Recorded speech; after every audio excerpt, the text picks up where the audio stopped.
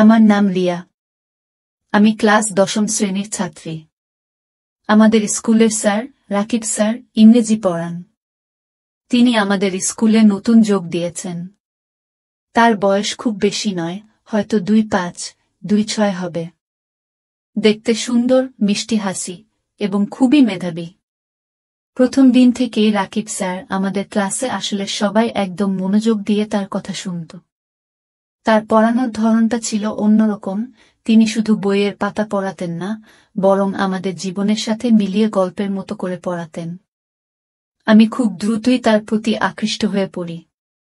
প্রথম দিকে নিজের অনুভূতিগুলোকে সামলে রাখতাম।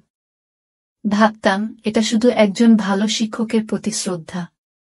কিন্তু ধীরে ধীরে বুঝতে পারলাম আমার অনুভূতিগুলো একটু বেশি গভীর। ক্লাসের প্রতিটি মুহূর্তে আমি শুধু তার কথা ভাবতাম। আমার সহপাঠীদের কাছেও বিষয়টা খুব একটা গোপন ছিল না।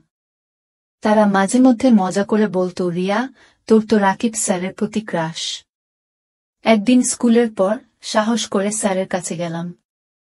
বললাম, স্যার, আপনার পড়ানোর ধরনটা খুব ভালো লাগে। আমি চাই আপনি আমাকে কিছু আলাদা সময় দিন, যাতে আমি আরো ভালোভাবে শিখতে পারি। তিনি হেসে বললেন, অবশ্যই রিয়া, আমি চেষ্টা করব তোমাকে সাহায্য করতে। এরপর থেকে সপ্তাহে একদিন স্কুলের পরে আমি তার সাথে একা পড়তে বসতাম। এই সময়গুলো ছিল আমার জন্য স্বপ্নের মতো। স্যার আমার প্রতিটি প্রশ্নের উত্তর দিতেন, আমাকে নানাভাবে সাহায্য করতেন। ধীরে ধীরে আমি স্যারের প্রতি আরো বেশি আকৃষ্ট হতে থাকি। একদিন সাহস করে স্যারকে বলেই ফেললাম, স্যার, আমি আপনাকে ভালোবাসি। স্যার কিছুক্ষণ চুপ করে রইলেন। তারপর বললেন, রিয়া, তুমি এখনো অনেক ছোট। আমি তোমার শিক্ষক। তোমার জীবনে অনেক কিছু করার আছে। আমাদের সম্পর্কের জায়গাটা শুধুই শিক্ষক শিক্ষার্থীর। তবে স্যারের কথাগুলো আমাকে দমাতে পারেনি। আমি জানতাম এই ভালোবাসা হয়তো এখন বাস্তবসম্মত নয়, কিন্তু এটা আমার জন্য বিশেষ কিছু ছিল। সময়ের সাথে সাথে আমি বুঝতে পারলাম স্যারের প্রতি আমার এই অনুভূতিগুলো আমার কল্পনার সৃষ্টি ছিল।